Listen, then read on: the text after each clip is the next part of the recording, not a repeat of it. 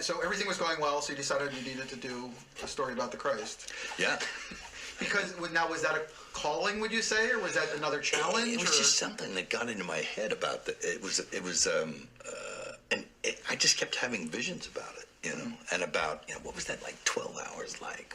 And what was that really like? I mean, what does it mean to get scourged and crucified, and the significance of what one single event and what one God-man has done historically and changed civilization. I mean, this is like an amazing thing. I mean, and of course, you step into that arena,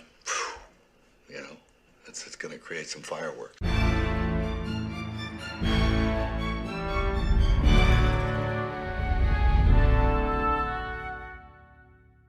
Hello and welcome to the latest film club. It's The Passion of the Christ, directed by Mel Gibson, who you heard at the top there. I was going to intro with a trailer, but since the dialogue is in Aramaic and Latin, I didn't see the point. So you get Mel there talking about why he made the film and the reaction to it. Anyway, without further ado, please do share the pod with the like-minded, and I'll hand you over to me and director Tim Hewitt on The Passion of the Christ.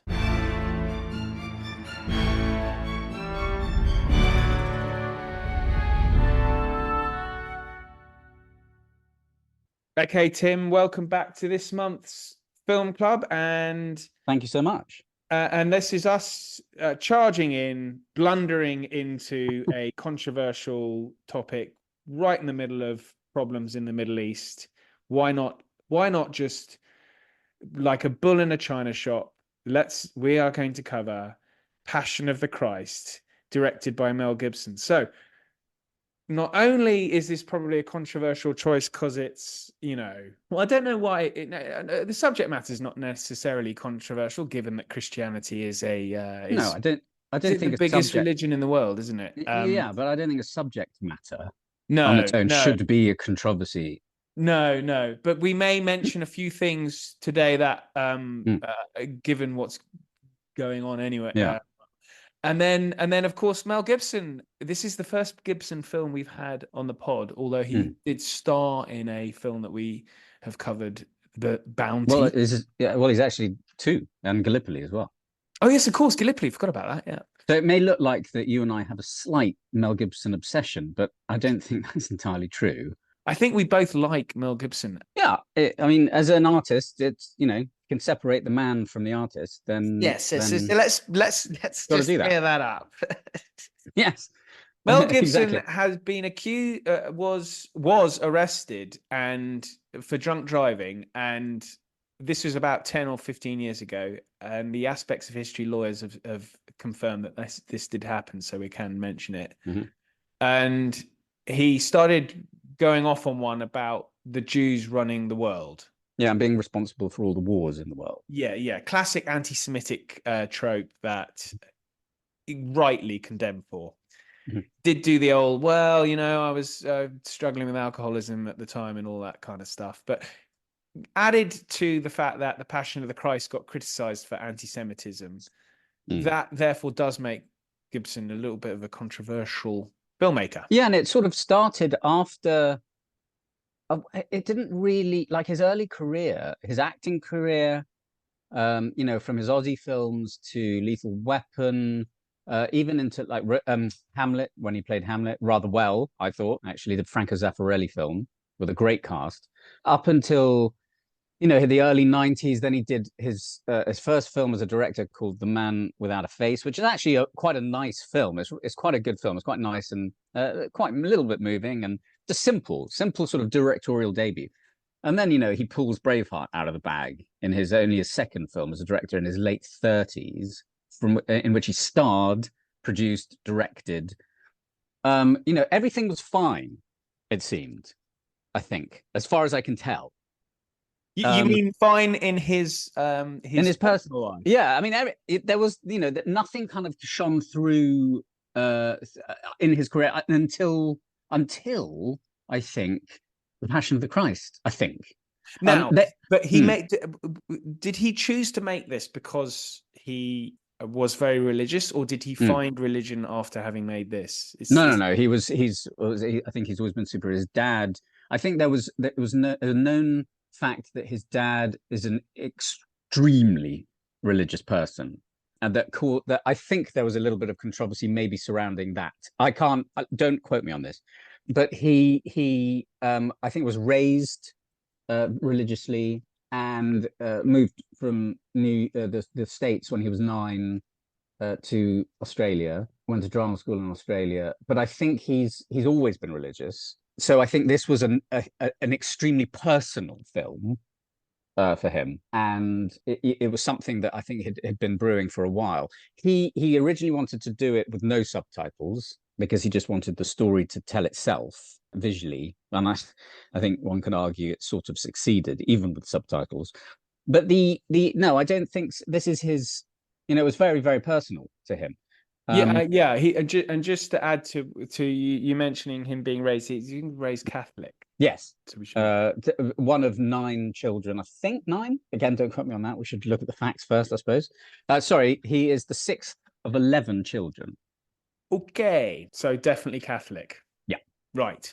Well, okay, so this was obviously a passion project, excuse the pun, and this is okay. So I've watched it a couple of times before having seen it, I think, when it first came out.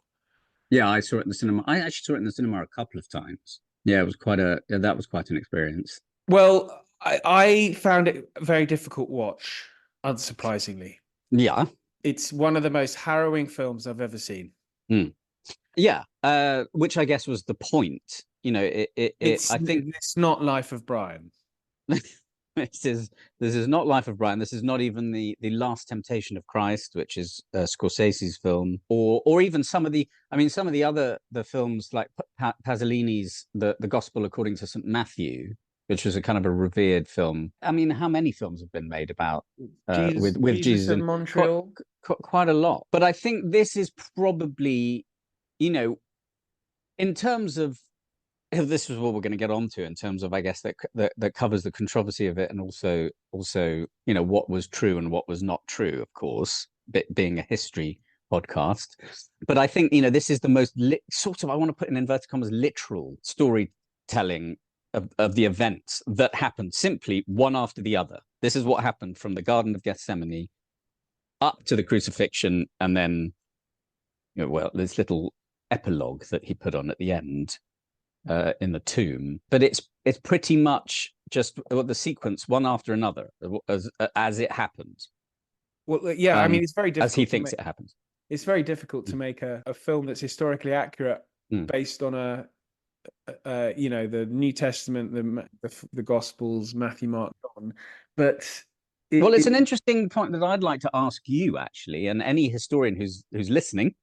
Am I right in thinking that historians pretty much agree that there was a man who likely did these rather new, what would be called new benevolent acts of preaching, essentially be nice to each other as opposed to be a bunch of bastards to each other? Yeah. So I think it's pretty much accepted that Jesus existed.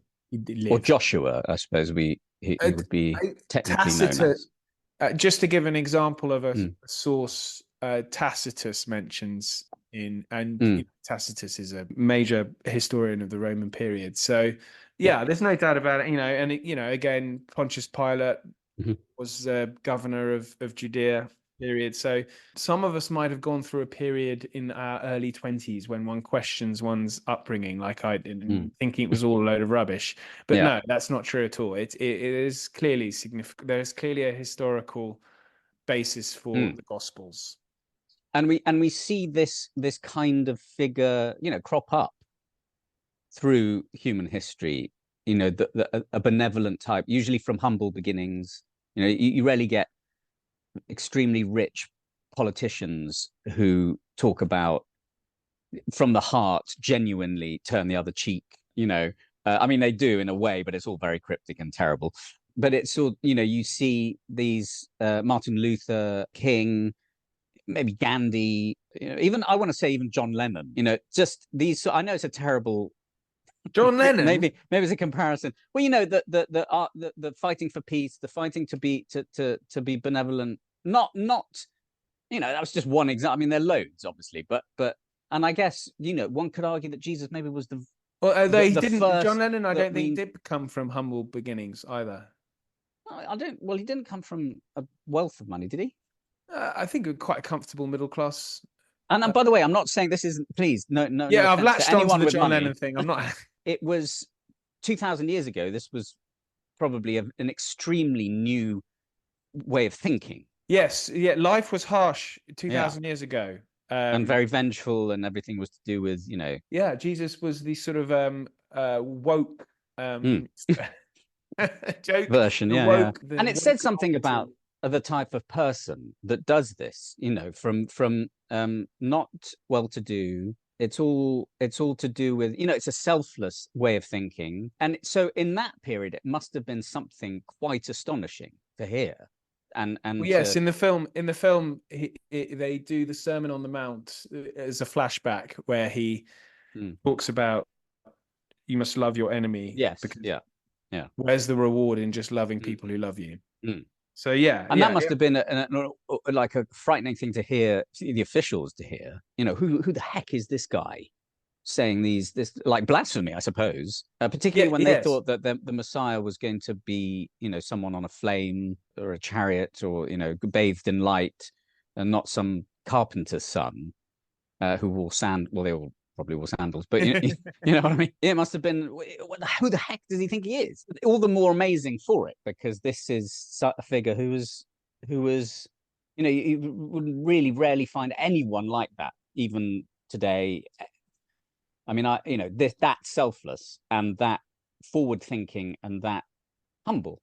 Yeah, so that's why became the foundation of the largest. And it really worked because we had so much fun to look forward to, like hanging, drawing, and quartering. Yes, all in the name of the good Lord. Yes. Right. So let's just talk about let's sort of try and get back to the film without your kind of evangelical ramblings. 30 Actually, million... it's rooted in reality. But anyway, carry on. Yeah, well, let's take it back to the rather dreary subject of money. It cost 30 million to make, which actually was not as much as I thought it would be. And no, but he did over 600 million in the box office. Yeah, and he did put a lot of money in himself. Well, I suppose it was difficult to find financiers for this sort of thing.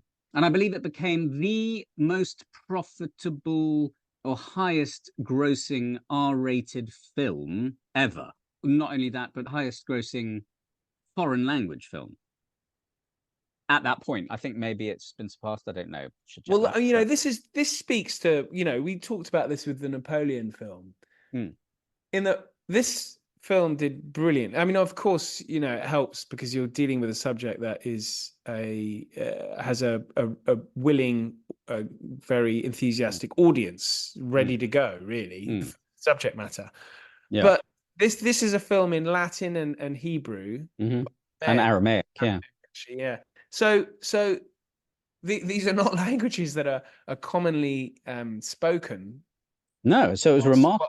Yeah, whilst they are the basis for many modern languages. But the fact that you can make an entire film with no English spoken at all, and then it's so successful, it makes you want to sort of grab Hollywood and go, you can do this, just, Yeah, I mean, I do put it down to the fact that it did extremely well in the cinemas because also there had been so much controversy. Not only the controversy about the subject matter and the fact that I think the Vatican, all these, religious groups were like, boycott the film before they had even seen the film, which has happened a lot. That happened before The Last Temptation of Christ came out. But also the fact that it had been so cloaked in this concept that it was so horrific to watch that people just flocked to the cinemas because they were like, I've heard this is so violent and horrible. I'm going to go check it out, about Jesus, I think that's probably why I wanted to go and watch it, actually. Well, I wanted to go see it because, yes, I'd read a lot about it, but I was very interested in how he was going to show the subject matter. But not only that, I was a big fan of him as a director, having obviously seen Braveheart, and that had won Best Picture, Best Director, swept the awards in not only the Academy Awards, but... Was this his third film? Yeah, so this is his third film as director. So I knew, I really wanted to... I was a fan of his work as a director. He'd only made 2 films, but I thought, he's going to be a regular director now, and I'm just curious. I'm interested in see what, and then he followed this with Apocalypto, which was, adrenaline pumping, brilliantly directed action film. Again, a slightly controversial subject matter, but yeah, it was brilliant. Apocalypto. I mean, it's just Quentin Tarantino has named this as one of the best films of the 2000s, I think. Yeah, and it was, he's I guess, having learnt from people like George Miller, having worked with him on the Mad Max films, who's an amazing action director, of course, and all the other Lethal Weapon, Richard Donner, he's worked with so many times, and like a sponge soaked up Peter Weir, of course. Peter Weir, of course, amazing. So you could kind of see why he's now an aficionado in that genre. Well, not only action, but like we're going to, I guess, talk about in this film, it's pretty emotional.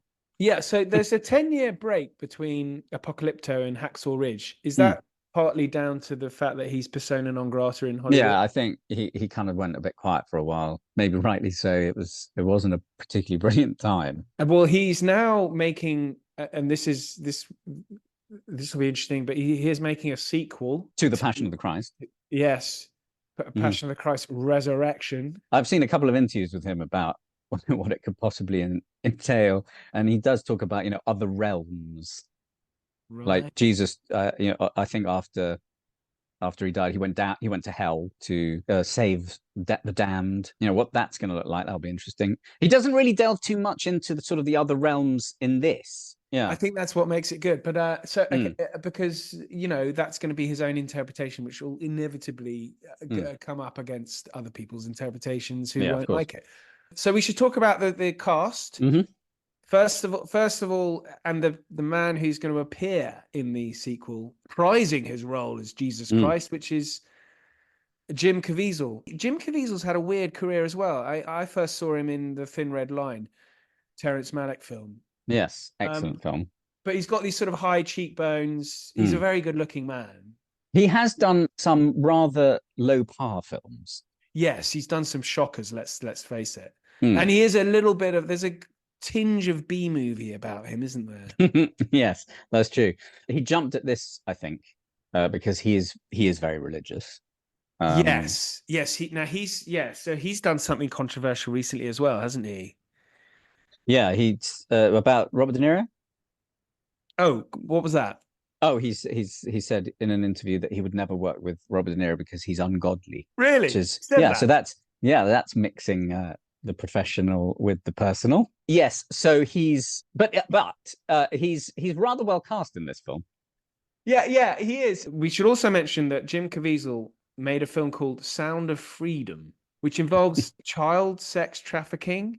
It is linked to the QAnon conspiracy, which I think he's a proponent of, or at least a proponent of elements of, allegedly. The lawyers have asked me to mention. So he's an interesting. So maybe him and Mel, they get on. Well, they get on. I mean, whether Gibson is also a believer in the QAnon movement, who knows? I don't think it's ever been mentioned, but maybe it has. The thing is it's very difficult to have an opinion about people without sounding like we know everything, and it's obvious that this is the case, and it's obvious that whatever. I mean, to be honest, at the end of the day, I will put my hands up and say I don't really care. Yeah. It's like Tom Cruise and Scientology. Well, I was going to mention Scientology actually, because I was thinking about this. If they all want to believe, that spacemen came down and made the planet, good luck to them. Yeah, and as long as it doesn't, intrude on one's personal life or I was going to say offend people. I mean, it's like, well, you can believe what you, but we're talking about the art and yes. So Jim Caviezel, other than so he did a weird film called Frequency. Yes, saw that film. Actually, it wasn't that bad. Okay, but it wasn't that great either. He was very good in The Count of Monte Cristo. And having read The Count of Monte Cristo, I thought that was a pretty decent adaptation. close to 800-page book. Yeah, It is very good, but other than that, he's not really lived up to his early promise. I think it's fair to say. yeah. I agree. And I mean, this is probably his most famous, for those people who know him, his most famous performance. So elsewhere in the film, we've got okay. I think we've probably got only one other prominent name, but other than that, it's a bit of a sort of mixture of European actors and from all over, actually. Like Pontius Pilate, Bulgarian. Yes, he's Obviously, fantastic, actually. yeah, excellent. I mean, you can, when he speaks Latin, you can. I feel that you can sort of tell that is an Eastern European accent, but it doesn't matter. I wish we had a Latin language scholar on to tell us, because I did Latin at school and university, but I'm not going to be able to tell you. I think it's as close to as possible to the street Latin that they spoke. I mean, you do see the great parallels between that and modern Italian and some of the things that they say. I can't speak for the Aramaic, unfortunately, but I do believe that it's what they think, as much research as they've done and what they have as evidence today is as close as possible that they've got to what Jesus spoke at the time. The wonderful extra features on the Blu-ray of the making of the film, and the language consultants who work with the actors around the table, and you see them rehearsing and practicing their lines. It's really interesting. Well, okay, so we've got Maya Morgenstern, who plays Mary. His mum, she's excellent. Romanian actress. She's absolutely brilliant. Perfectly cast as a loving mother. I mean, it's devastating, what she goes through in the film. It's quite awful, actually. Yeah. I think one of it's a great find. The fact that he didn't go, I'm going to fill this with names. Exactly. Yeah. Well done, Mel Gibson, for that. Really, and Monica Bellucci is probably the only other, the famous one. And Monica Bellucci, I mean, she's incredible on so many different levels, Tim. Yeah, on a lot of different levels. Yeah, I'm a huge. I love Monica Bellucci. So she's, for people not familiar, she's been Italian actress. I don't know if she's still married to him, but she was married to Vincent Cassel, very cool French actor. Yeah, no, they divorced, I think, in 2013 or something. Oh, right. Yeah, they did a horrific film together called Irreversible, which I would strongly suggest people avoid. Oh, it's just very well made. There's a brutal scene to the point where to the point where I'm not sure it's entirely necessary to put this sort of stuff on screen. Actually, that's Gaspar Noé, isn't it? He's a bit of a wrong un, actually, isn't he, Gaspar? She's actually Monica Bellucci's actually currently going out with Tim Burton. Oh. Well, she was in a Bond film. She's been in lots of stuff. She's absolutely incredible. The Matrix. She's, I think, been a model as well. She's incredible woman. Yeah, brilliant. She's definitely a friend of aspects of history. And she's very good in this. It's not the biggest role in the world, but she's very good in of Mary Magdalena. Yes, and potentially Jesus's wife. Or his lady friend, his special lady friend. And elsewhere, I mean, those are the kind of the Pontius part you mentioned him, Hristo Namov-Shopov, who's the Bulgarian actor who plays Pilate. It's interesting because Pontius Pilate comes over.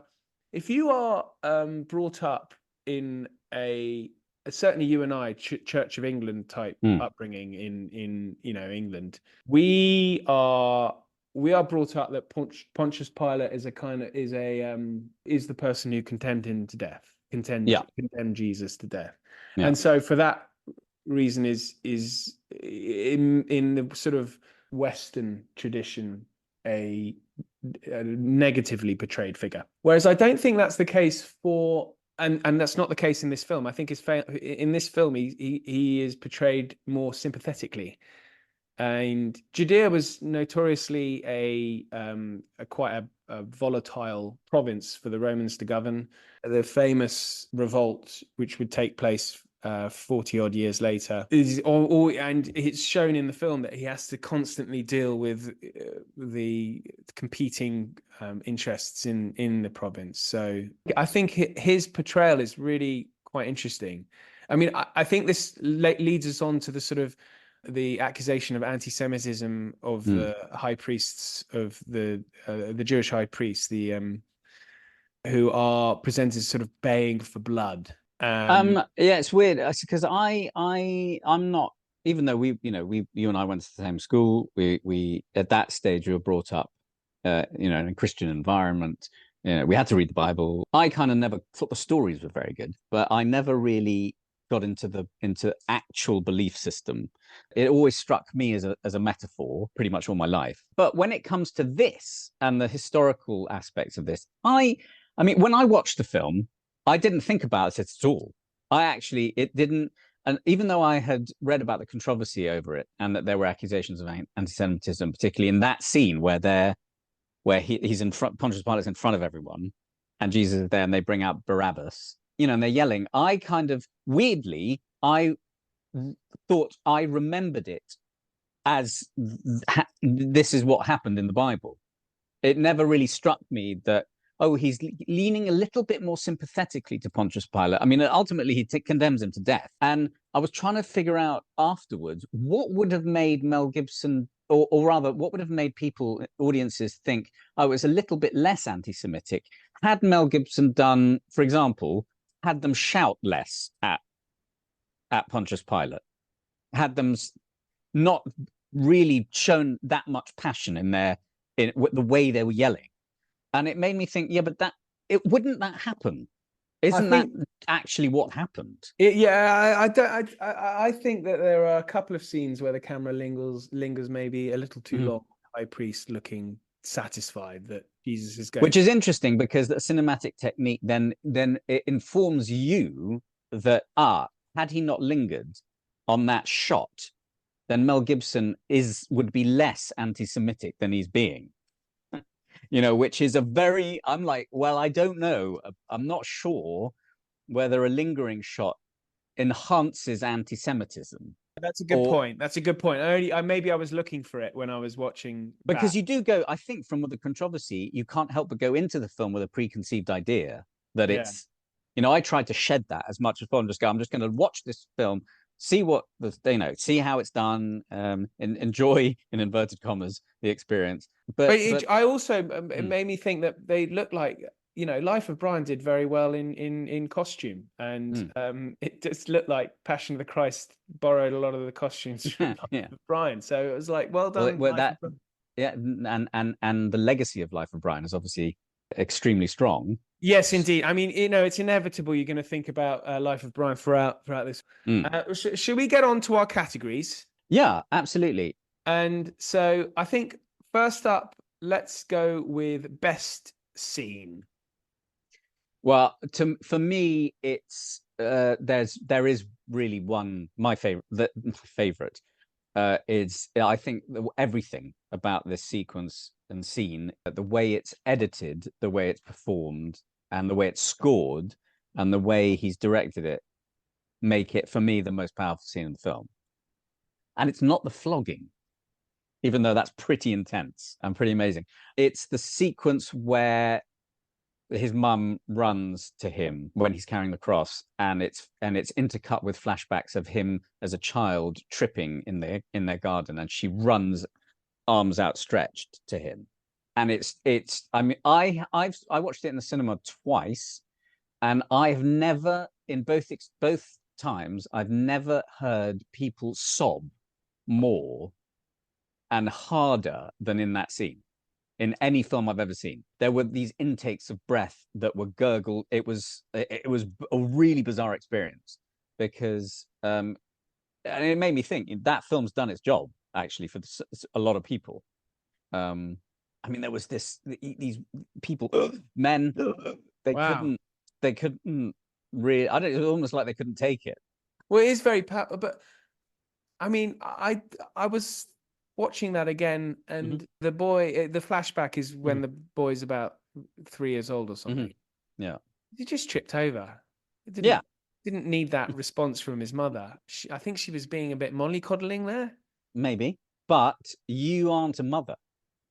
No, that's true. I'm definitely not a mother. But it's not like he was tripping over onto Yeah. a busy I think, road with a but car. I think Mel Gibson was making a point that ultimately this is somebody's son.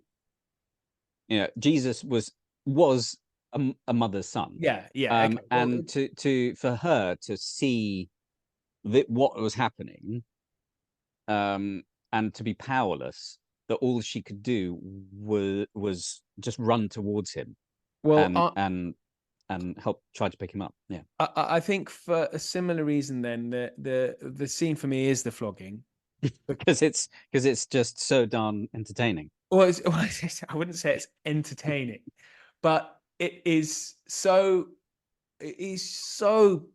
powerful and profound. You have the appearance of his mother and Mary Magdalena and his brother, and is that when she crouches down and says why? And the devil, yeah, and the Roman soldiers sort of jeering, and you get the appearance of Abinada, who I think is based on Sisypheus, the Roman soldier who provided the help at the end in the crucifixion. And the agony, the act, just sort of torture, basically, is what it is. So summing up what Mel Gibson was going for in that Jesus suffered so that we wouldn't have to. I don't really see how he could have done it and sort of softened it, because the point is, if it hadn't been horrifically brutal, which I'm sure it was, it probably was even worse. Let's be honest. They probably did, stuff that you really want to think about. That was pretty bad. It's pretty bad. But had it been diluted, then the idea of suffering and what is called the passion, it wouldn't really have, I think, have hit home as much. And we'd think, well, he suffered a bit, but it wasn't. But the point of and this takes me back to the point I was making about this guy being of humble beginnings, selfless, and being, I mean, to go through something like that with the belief that I'm doing this for other people, to have suffered so greatly makes the act so incredibly magnanimous. You need to see it, horrifically as it possibly was. Was it criticized, this scene? I think so. I think that people, were like, just sick. It didn't have to be that, and it was like, well, then you won't. Then it's. I don't know. It doesn't. But then work, you may as well criticize Jaws for Robert Shaw being eaten. Yeah, I mean, Spielberg could have made that a lot more horrific, but the point, it's not the point of the film. That Jaws is the fact that Robert Shaw is eaten by the thing that he so doesn't fear. We don't have to see it in a horrific manner. It's just like, oh, damn. It is quite horrific. I mean, it's horrific, but he could have bitten him in half and seen him, all sorts of things. But the point is, we need to see the suffering in this, because if we don't see the suffering, then it's not going to make much sense. That's why. But I agree, and that's why I found it the most powerful, the best scene in the film for me. I liked Pontius Pilate dealing with the crowd.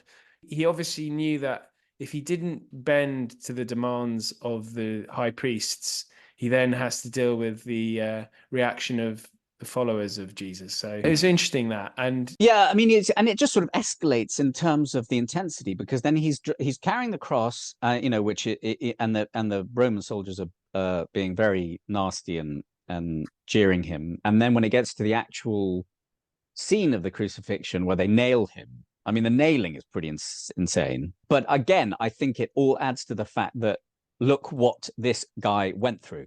Yeah. So if we were to settle on a scene, then I mean, the most powerful scene, the flogging is. I'm going for truly emotional as opposed to intensely. It was very moving when his mom comes over and he says, "I will make the world anew." Yeah, I make everything new.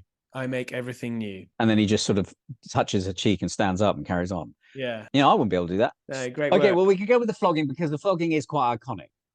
I think so, because I just think that the flashback, is not a big trip. Big deal. It's not. I think she overreacted over the little boy fell over and he was getting back up before she got to it. It's the first time I've ever heard this heartless approach to this to a mother running to her child, but fine. Well, yeah, maybe that speaks to my own upbringing, but we'll move on to the.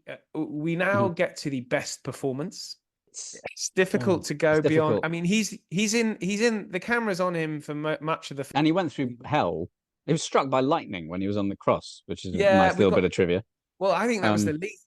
Was he in reality? In reality, no. Yeah. So I think that might have caused Caviezel to have certain. Was he already issues? It was, that as soon as that happened, he went. I'm following QAnon.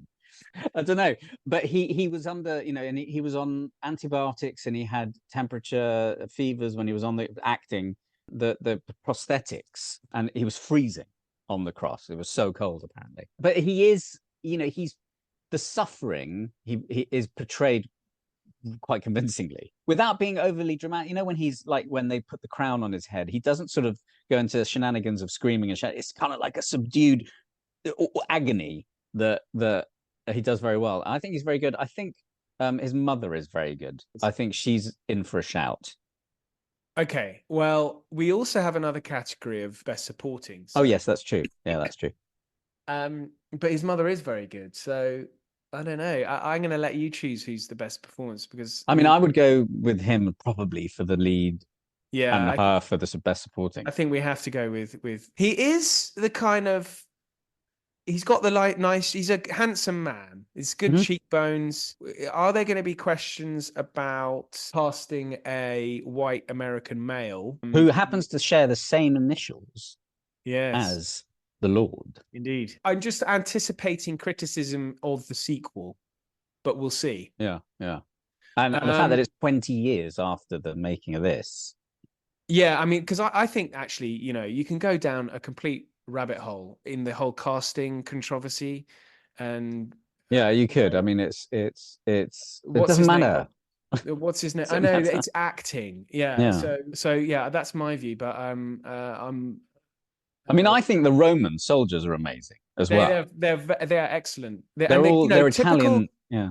Well, I think I was watching it thinking, obviously people are going to complain. Oh, you're presenting, but Italians might get upset.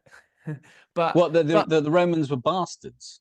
But they were. They're behaving like squaddies from the ancient world. So. Yeah, it's true. But the that's one of the things that kind of I would also point out, about this whole anti-Semitic approach with Pontius Pilate doing this, and then the people in the crowd shouting and screaming. The Romans were not exactly nice people. No, you don't get an empire from wokery. No, and they crucified him ultimately. So they're not mentioned. Okay, so we'll go with should we move on to most inaccurate scene according to. Well, that's this is a big challenge. This is a controversial section. This is based off 4 different gospels. Yeah. Intermingling each. It's very difficult because. What about Satan screaming from his lair as soon as Jesus dies? Yes. Well, actually, I want to say her lair, because Satan was actually played by a woman. Yeah, but I like little details, like there were maggots crawling out of his nose early on, weren't there? Yeah. The inference of flies. Yes. Is that and the snake that comes from under his cloak? Yes. That Jesus stamps on. Which I was like, excuse me, that's animal cruelty. I think you can't do that. That's from the. I think that's a bit of from the Old Testament. Yes. Intruding into the. It was interesting. But I don't think Mel Gibson ever said this is a historically accurate film. No, I think he just did it. Well, it's mainly from the gospel. Actually, which? Well, exactly. Was it? But I'm very much happy for you to go with, because I think that did attract some criticism. There's a baby being carried by Satan, so maybe sort of the involvement of Satan is a bit inaccurate. Yeah, if we're talking actual literal historical event, then maybe. When Jesus goes to, okay, I've got one.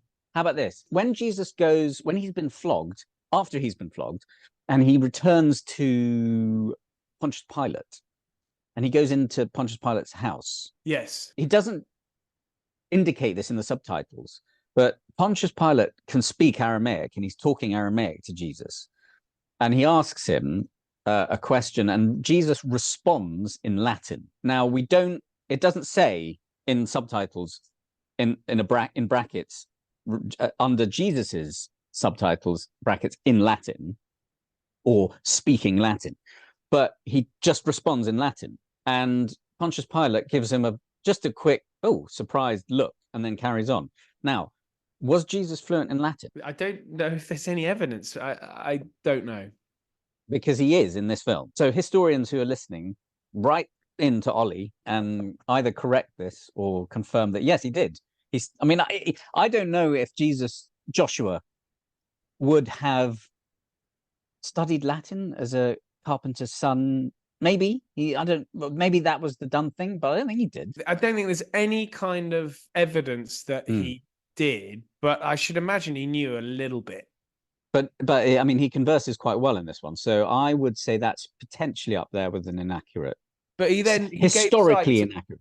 But he gave sight, according to the New Testament, he gave sight to blind people. So I think speaking Latin would be a doddle. That's true. In fact, he's probably he probably speaks every language in the world, including any Native American language that hadn't even been discovered. But he should technically be able to speak them. Maybe. See where I'm going with this. Yeah. Okay, so right, we'll go with the devil and the weird-looking baby as well. Okay. Any kind of devil involvement. Right. Sure. The Fine. devil's Kaiser Soze anyway. Mm-hmm. We'll move on to the best supporting performance. I think it would go to Maya. Well, I was wanting to go with Pontius Pilate, played by the Bulgarian actor. Forgotten his name now. To add to the controversy of the anti-Semitism. Yeah, I don't know what happened to him. So he's probably doing very well in Bulgaria. Interesting character. I think he was prefect of Judea for about 10 years. And this is under the reign of the Emperor Tiberius. You know, it's a difficult posting. I mean, he obviously explains how much he doesn't like the posting at all. He thinks it's a complete backwater. I mean, you're having, as I mentioned before, dealing with these Judea, a very volatile region, as I mentioned. But he then, I think, returns in about 36 AD to Rome. I think he's recalled, and then we don't know anything more about him after that. But in sort of then Christian tradition, he converts to Christianity, of course, which there's no historical evidence that he did. Oh, okay. But in some of the Christian tradition, he did convert to Christianity, and his wife showed. I mean, there's not much known about it. We don't even know the wife's name, but in the film, she's shown as very sympathetic. I found the Pontius Pilate side of things very interesting, and I thought the actor was really, really good in it. Yeah, he was excellent. Just thought Miles very, very good indeed. Okay, all right. Well, we'll go with Maya because, but a real shout out to Hristo Naumov Shopov. So Simon Baker Award quickly with Jim Caviezel. Yeah, Simon Baker Award for Jim Caviezel. The Abraham Zapruder Award to the flogging. The Gary Oldman Award for supporting goes to Maya. Morgenstern. Yes. And the Argo Award for inaccurate scene is the devil. And then finally, legacy rating. So I think it had a major impact, didn't it? Yeah, for its subject matter, but not only that, the fact that all the controversy that it surrounded it, but also the financial success of it was huge. So I think when it comes to, if someone says a film about Jesus, it comes quite top of the list, I would say.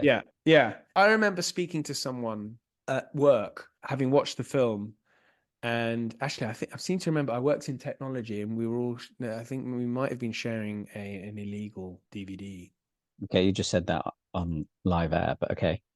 And so everyone had watched it, and I remember talking about the flogging scene and how awful it was, and the person I spoke to was clearly religious, and they said, yes, this is what he did. He was moved by it very, very much so.